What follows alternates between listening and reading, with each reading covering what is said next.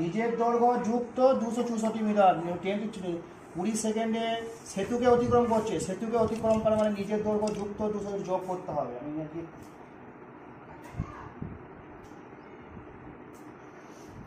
ট্রেনটি 4 সেকেন্ডে যায় নিজের দৈর্ঘ্য। টেলিগ্রাফ পোস্ট অতিক্রম করছো, নিজের দৈর্ঘ্য যাচ্ছে।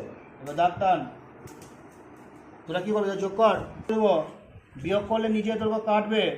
20 থেকে 14 বিয়োগ যাবে, তাই ট্রেনটি 20 থেকে 14 বাদ দিলে কত হয়? 16।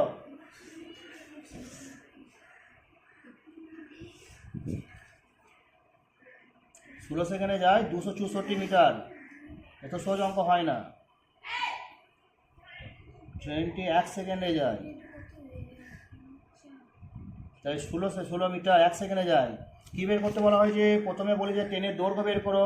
ট্রেনের দৈর্ঘ্য নিজের দৈর্ঘ্যতে 4 সেকেন্ডে বের করবে। এখানে 4 সেকেন্ডে যায় নিজের দৈর্ঘ্য। কী হচ্ছে?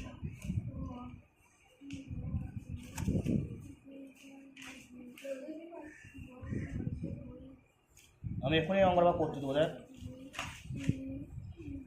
কত সহজ অঙ্ক হয় না। ট্রেনটির গতিবেগ বের করবো। ট্রেনটি এইভাবে করে দিবি, 16 সেকেন্ডে যায়। 16 সেকেন্ডে যায় কত? 264 মিটার। গতিবেগ মানে কি রে? কে বলতে পারবে? করো, গতিবেগ মানে ট্রেনটা 1 ঘন্টাতে যতটা যাবে সেই জায়গায় গতিবেগ 1 ঘন্টাতে। আর এখানে সেকেন্ড লেখা আছে। সেকেন্ড মানে হচ্ছে 1 ঘন্টায় সেকেন্ডে, 1 ঘন্টাতে লেখা যাবে না। 1 ঘন্টায় 3600 সেকেন্ড, তো 3600 সেকেন্ডে যায়। সঙ্গে সঙ্গে বুঝতে হবে। 16, তাই কত? 4 দিকে কাটবে। 4 4 16, 4 9 36, 900, 4 6 24, 25 26, 4 6 24, হ্যাঁ 66। 66 আর 900 গুণ করলে কত হয়? 9 6 54, হাত থাকলো 5, 9 6 54, 55 56 57 58 59। এটা মিটার। মিটারকে কিলোমিটার করতে গেলে 1000 দিয়ে ভাগ করতে হবে।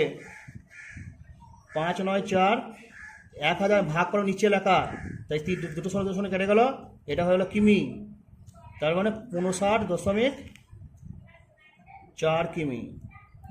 এইটা হলো ট্রেনের গতিবেগ, মানে 1 ঘন্টায় যেতে পারবে।